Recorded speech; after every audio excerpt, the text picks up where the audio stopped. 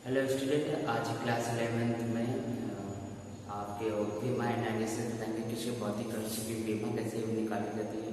ठीक है, ये टॉपिक स्टार्ट करने से पहले ही आपको बताना चाहता हूँ कि जो आपने इससे पहले हमारी वीडियो नहीं देखी तो वीडियो देखिए।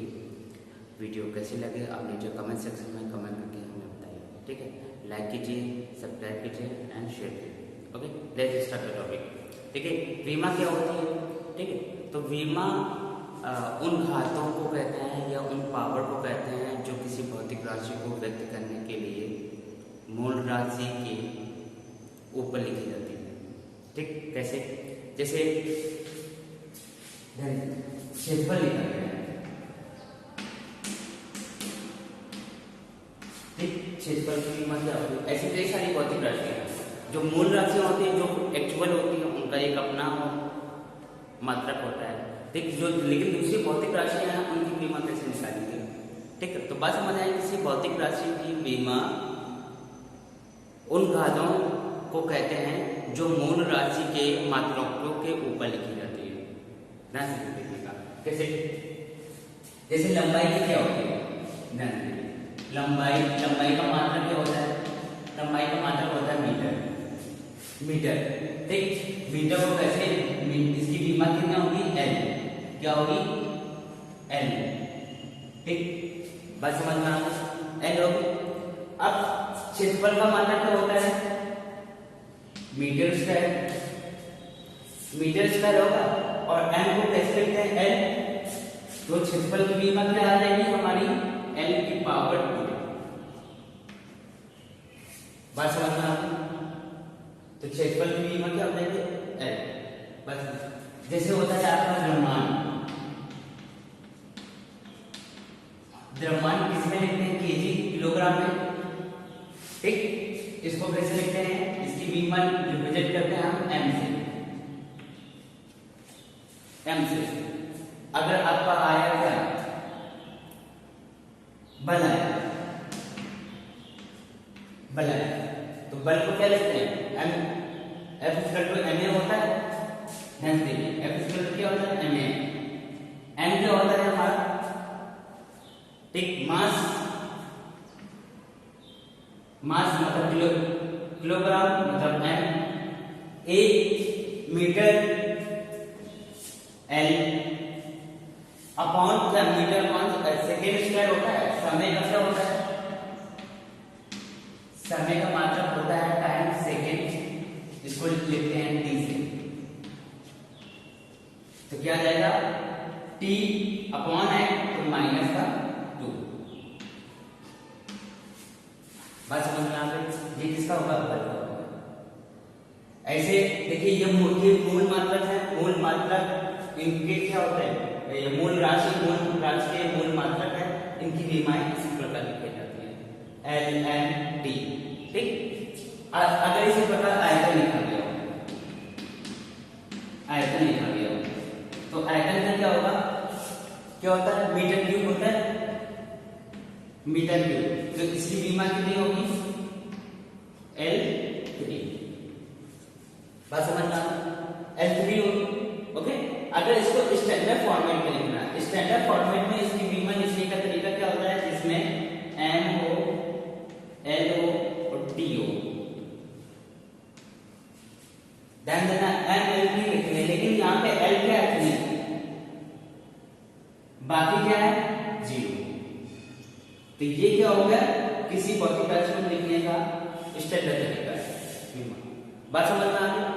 ये समझ आया कि जो हमारे मूल राशियां थी उनको निकालने के लिए एक मूल मात्रक थे, उनका हम क्या रिप्रेजेंट करते हैं? बेमान।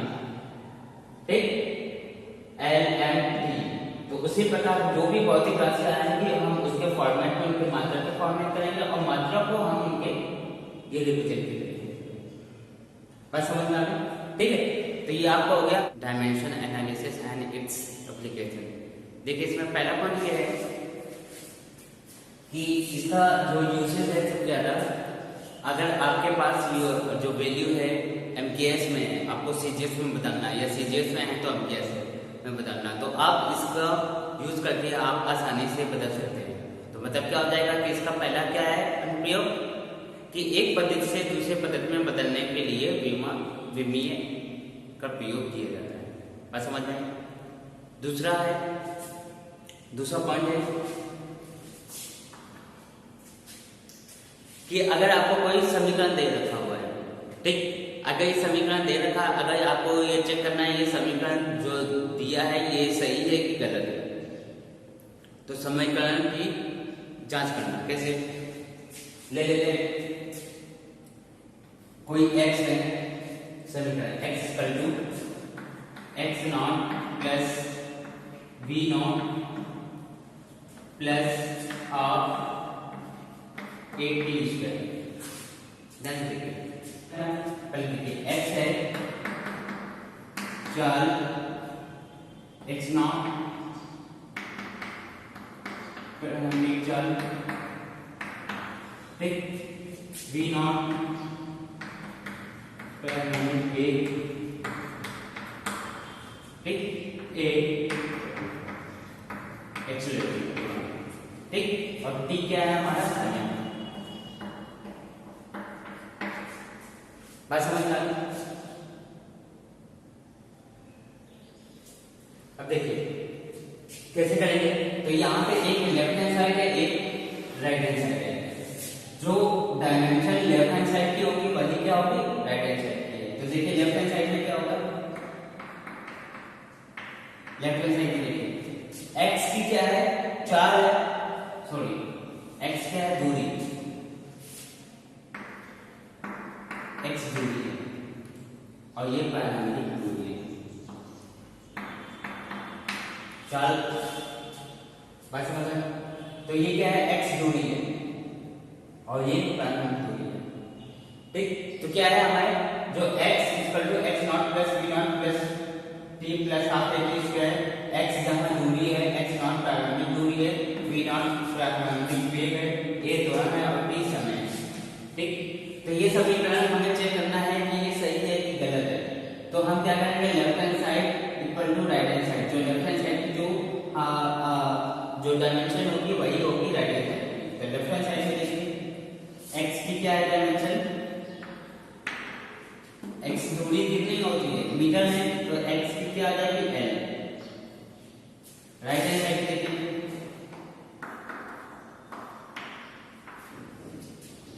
x नॉट की कितनी है, पहले इतना निकालिए x नॉट, देखिए x नॉट की कितनी है दूरी है l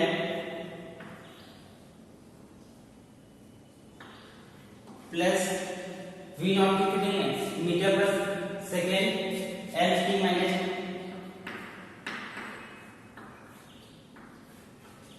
t समय है, तो इसको कैसे लिखेंगे t प्लस हाफ का क्वेश्चन है 8 मीटर पर सेकेंड स्क्वायर, मीटर की कितनी होती है l और t सेकेंड स्क्वायर का माइनस का 2 और समय क्या है t स्क्वायर है ना, तो इसका क्या t। देखिए t माइनस 1 और t ये किसी को कैसे रख पड़ेगा, क्या आ जाएगा l, इससे भी आ जाएगा क्या l, ये t माइनस 1 t एक दूसरे को कैंसिल आउट कर दिया और यहाँ पे t की पावर -2 ये एक दूसरे को कैंसिल, तो क्या आ जाएगा l, तो टोटल कितना आ जाएगा l। तो लेफ्ट हैंड साइड की कितनी आएगी l, राइट हैंड साइड की क्या आ गई l। तो ये क्या हमारा जो दिया गया समीकरण है, ये कैसा समीकरण है हमारा, सही है, जांच होगी इसकी ठीक। अगला पॉइंट है आपका तीसरा पॉइंट, ये है हमारा किसी भौतिक राशियों के बीच संबंध स्थापित करना ठीक। अगर आपको अलग अलग भौतिक राशि दी गई है, जैसे एग्जाम्पल में देखिए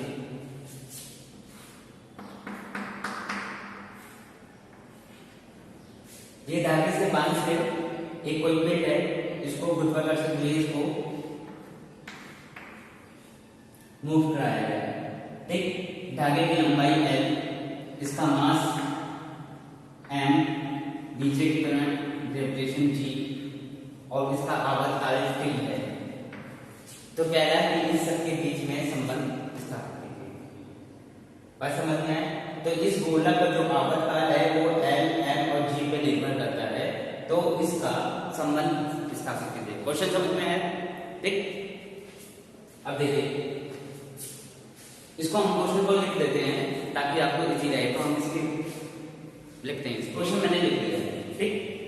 अब देखिए क्या कह रहा है, एक सरल लोलक पे एक ये गोलक टंगा हुआ है, ठीक। तो धागे से लटका दिया जाए तो जो प्रश्न बल के आते हैं, तो ये दोलन कर रहा है, तो इसका दोलन काल मतलब ये इसका जो ये मोमेंट है, ठीक, वो टी, इसकी लंबाई एल, द्रव्यमान एम और त्वरण जी के बीच में संबंध स्थापित कीजिए। बात समझ में आ गई? अब देखिए कैसे करेंगे। जो आवर्तकाल है गोलक का वो टी है, वो क्या होगा, वो प्रोपोर्शनल साइन किसके होगा, एल, एम और जी। बात समझ में आ गई? या फिर आप ऐसे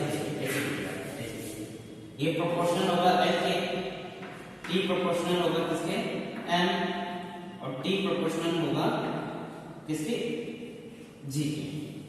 तीनों पे प्रोपोर्शनल होगा, मतलब जो आवर्तकाल होगा वो लंबाई पे भी निर्भर करेगा, मास पे भी और त्वरण पे जी पे भी। तो क्या होगा, आगे देखिए।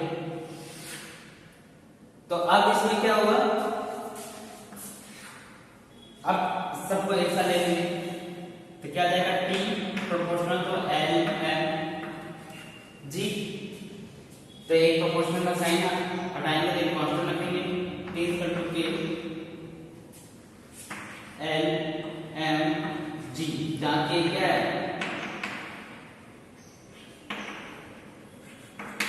कांस्टेंट है, ठीक, इसकी कोई यूनिट नहीं है। तो एल, एम, जी के। अब देखिए एक इक्वेशन था क्या हमारे पास, इधर देखिए, जो T proportional to L, M, G था, तो के कांस्टेंट आ गया। अब देखिए इधर लेफ्ट हैंड साइड और राइट हैंड साइड है, तो दोनों की जो डायमेंशन होगी वो इक्वल होगी, लेकिन हमें क्या पता है एल, एम, जी के ऊपर कितनी पावर है, नहीं।